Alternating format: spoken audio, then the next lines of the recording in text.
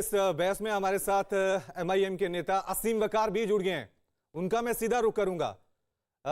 वकार साहब, कांग्रेस समाजवादी पार्टी आप पे आरोप लगा रही है कि आप तो बीजेपी की बी पार्टी हैं, वहीं दूसरी तरफ समाजवादी पार्टी आप पे आरोप लगा रही है तो आप तो उत्तर प्रदेश में अपनी जमीन तैयार करने में लगे हैं, आपका कोई अस्तित्व वहां पर नहीं है।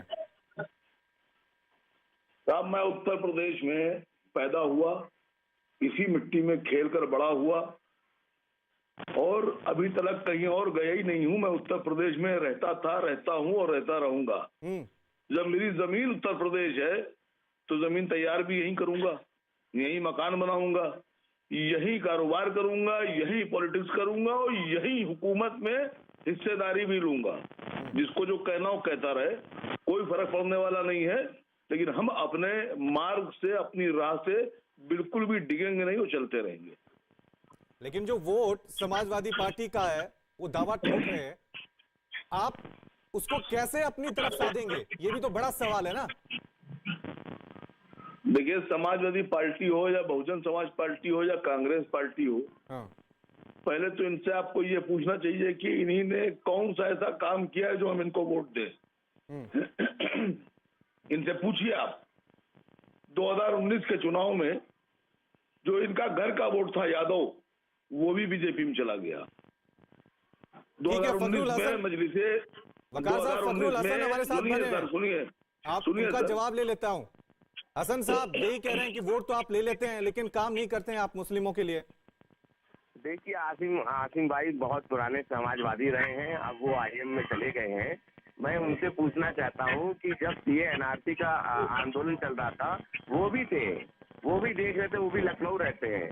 आप बताइए कि आपके नेता उत्तर प्रदेश में किस पीड़ित परिवार के से मिलने चले गए, किसकी आर्थिक मदद कर दी, किसकी कानूनी मदद कर दी। आप क्या केवल वोट देने के लिए उत्तर प्रदेश में चुनाव लड़ना चाहते हैं?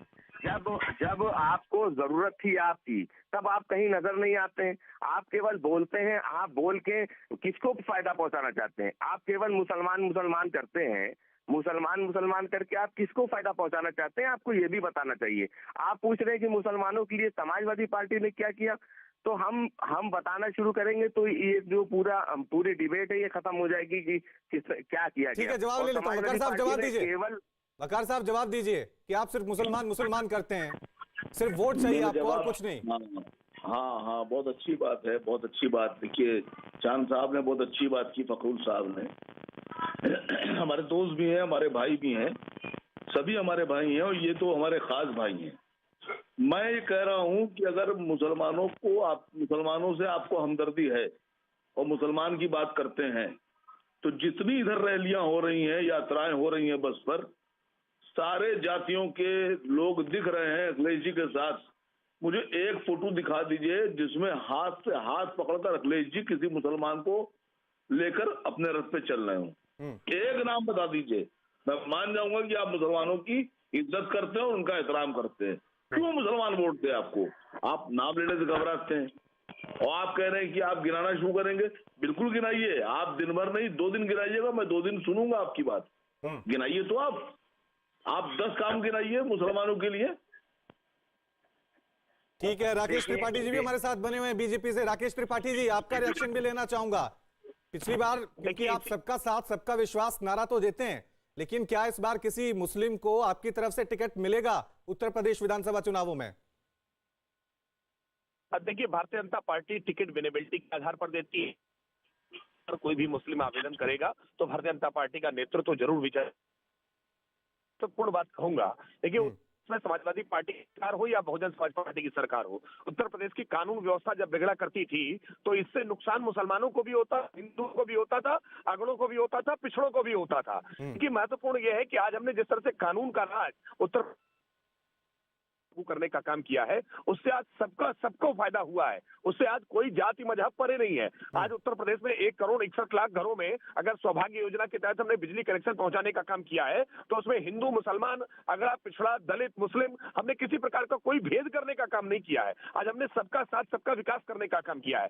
दुर्भाग्य यह है कि Samajwadi party, Bahujan Samaj party, AIMIM, ये तमाम राजनीतिक दल, कांग्रेस पार्टी, ये मुसलमानों को लुभाने के लिए तरह तरह की योजनाएं बताते हैं। ये तो वो लोग हैं जिन्होंने जिंदा तो जिंदा मुर्दों के साथ में भी हिंदू और मुसलमान करने का काम किया। कब्रिस्तान की चारदीवारी बनाने का काम समाजवादी पार्टी ने किया और शमशान को उपेक्षित करने का काम किया।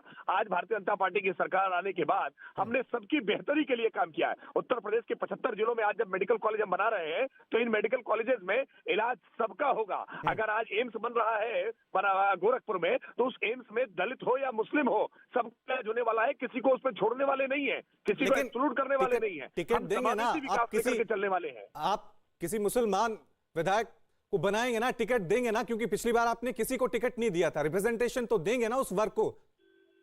रवि जी, हमने तो बिना टिकट दिए सीधे डायरेक्ट मंत्री बनाने का काम किया है। मोहसिन रजा उत्तर प्रदेश में हमने डायरेक्ट उनको एमएलसी बनाने का काम किया है, सीधे उनको मंत्री बनाने का काम किया है। देखिए भारतीय जनता पार्टी, मैं फिर इस बात को दोहरा रहा हूं कि किसी एक व्यक्ति के उत्थान कर देने से, किसी जाति समाज के किसी एक व्यक्ति को आगे बढ़ा देने से समाज या कौम का भला नहीं होता है। कौम या समाज की बेहतरी है कि पंक्ति में जो अंतिम व्यक्ति खड़ा है, जो नीडी है, जिसको आवश्यकता है, क्या उसकी मदद हो रही है? क्या कानून व्यवस्था उसकी बातें सुन रही? क्या पुलिस उसकी बात सुन रही है? क्या एसडीएम तहसीलदार उसकी बात सुन रहा है? क्या उसकी समस्याओं का समाधान हो रहा है? क्या उसके घर राशन पहुंच रहा है? आज उत्तर प्रदेश में अगर 15 करोड़ परिवारों के घर राशन पहुंच रहा है, मैं तो उसमें आपके हिंदू भी रिएक्शन है, लेता हूं।